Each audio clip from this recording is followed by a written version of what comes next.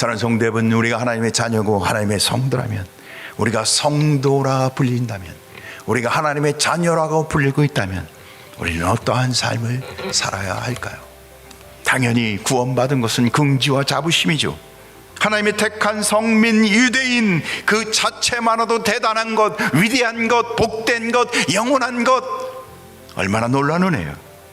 하나님의 백성들에게 뭘 주셨다고? 지극히 선한 것을 분별하여 하나님의 뜻 안에서 하나님과 함께하는 율법 가운데 거룩하고 복된 하나님의 자녀들로 우리를 세워주셨다는 거예요. 그래서 구원받았다는 건 영생이고 하나님과 영원히 함께하는 구별된 삶인 거예요. 이렇게 복된 자들이 하나님의 자녀고 거룩한 백성, 성도인 것입니다. 선악을 분별치 못하고 이게 사는 길인지 죽음의 길인지 맹인처럼 살아가는 자들, 어두움 가운데 살아가는 세상 사람들, 이와는 전혀 다르죠. 그러나 아직도 세상 가운데 사시나요? 아니면 주님이 주시는 이 긍지와 자부심을 갖고 하나님의 거룩한 백성으로, 하나님의 거룩한 자녀로 살아가시나요? 디도서 1장 16절, 그들이 하나님을 시인하나? 하나님을 안다는 거예요. 예배도 드린다는 거예요.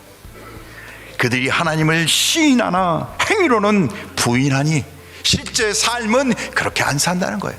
어리석게도 알고는 있는데 그 길을 가지 않는다는 거예요. 유대인은 하나님의 법, 율법을 맡은 자들이었어요. 우리는 하나님의 법, 하나님의 말씀을 맡은 자입니다.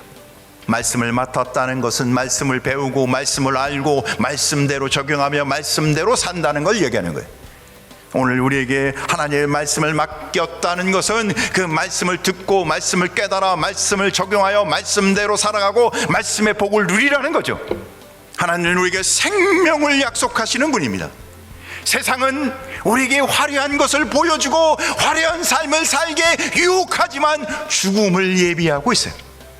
지금 당장 그 유혹이 매혹적일지라도 하나님의 말씀을 진짜 믿는 성도라 불리는 사람이라면 어떻게 살아야 할까요?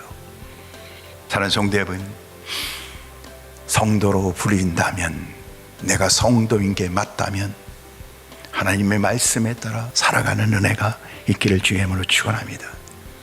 그곳에 그 마음과 그 심령 가운데 하나님이 함께 하실 것입니다. 우리는 하나님의 거룩한 성도라 불리는 하나님의 자녀들입니다. 우리는 긍지와 자부심을 갖고 믿음과 신앙으로 살아가는 영생을 약속받은 사람들입니다.